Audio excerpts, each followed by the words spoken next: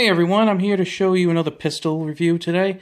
This is the Canik TP9SF. It follows up Canik's last model, the TP9SA, which some people didn't like because of the decocking lever on the top of the pistol. This one actually reminds me of a Glock, except for the price tag. And quite frankly, I've had better luck with this one than I've actually had with Glocks.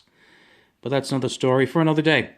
Okay, so this one is actually chambered in 9mm, and besides getting the handgun for a very reasonable price, they usually sell for around $325 or so. It came packaged in a plastic case, hard plastic case. It came with a magazine loader, a plastic holster, paddle holster, and two 18-round magazines. As you can see right here, it has a Picatinny rail for mounting a light on there, which is very cool, and also has the Glock style trigger. So as you see, you cannot, by the way, the gun has already been no magazine and it's been safety checked, but if you try and push that trigger, you cannot push that trigger back. Must pull the safety in here on the trigger, just like a Glock. It has a pretty light trigger pull. Let's see.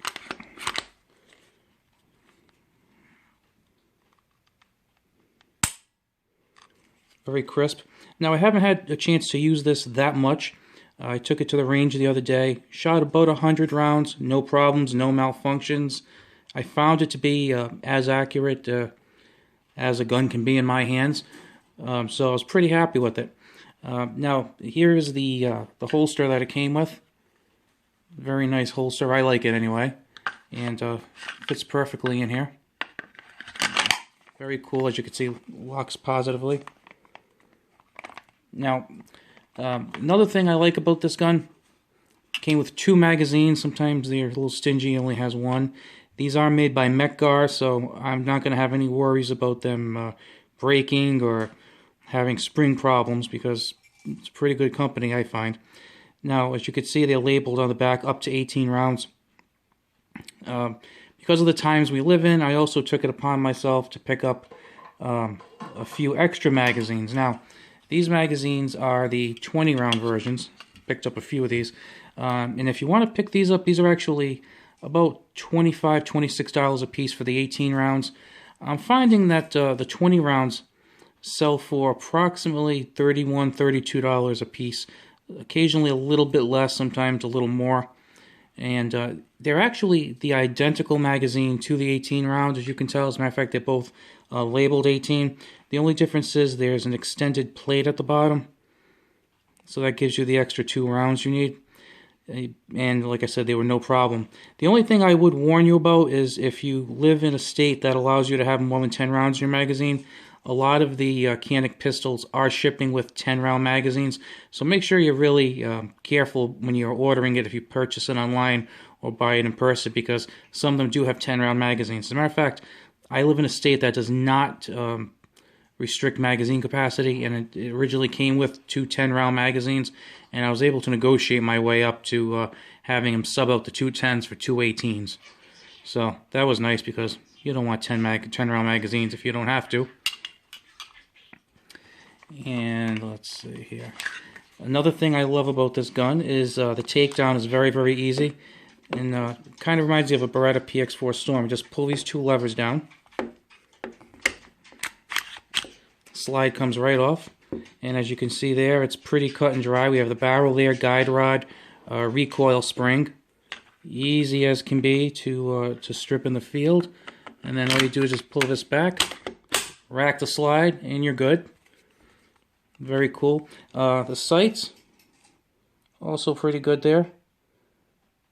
Actually, like I said, I was comparing this to the Glock. Sorry about the focus issues, but you kind of get the idea. White dot sights. Much better than a lot of pistols I've dealt with.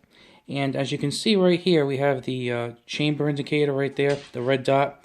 That's because the slide has been racked, and indicates a potentially loaded chamber. And then once the trigger is pulled, that disappears. So it's just an extra safety feature that you can have there for peace of mind. And like I said, these also come in black and in tan. I decided to go with the tan just in case I encountered any terrorists while while hiking through the desert. Yeah. Well, anyways, I had a lot of black guns. I figured I'd get a tan one. And another thing here is that it also comes with a second back strap.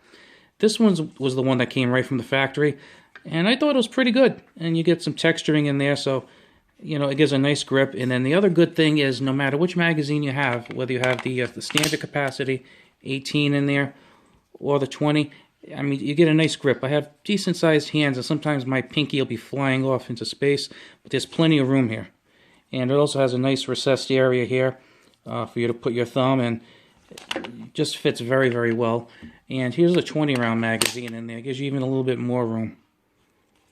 So, you know, this is a very nice gun. If it had cost $400 or $500, I would think it's a very nice gun. The fact that you can get these for around $325, give or take a few dollars, you can't ask for more than this. Plus, you even have this Picatinny rail here, so you can add a laser there, a flashlight. It's just a really, really great deal. I'm hoping to pick up another one at some point in the future. I've been on Gun Broker. I've seen a couple actually selling for a little less than $300. So, you know, when things are a little bit better, I would like to pick up maybe the TP9SA. I know some people don't like it. I'm intrigued, so I think there's a good chance I'll pick that up. Plus, the good thing is that the magazines are interchangeable. And like I had said before, the 18-round magazines are roughly $25, $26. If I can pick that gun up for $300, it comes with 2 magazines. It's really like I'm picking it up for about $250. So, you know, that's a really good deal. And, you know, I highly recommend this. Now, what I'm going to do is, since I only fired 100 rounds out of it, I will do a more long-term review in the future, maybe when I get a little past 1,000 rounds. There are some excellent reviews online where people have fired them more than 1,000 rounds, and everything has gone just fine. So I really expect it to be about the same. Okay, guys, feel free to like and comment, and have a good one.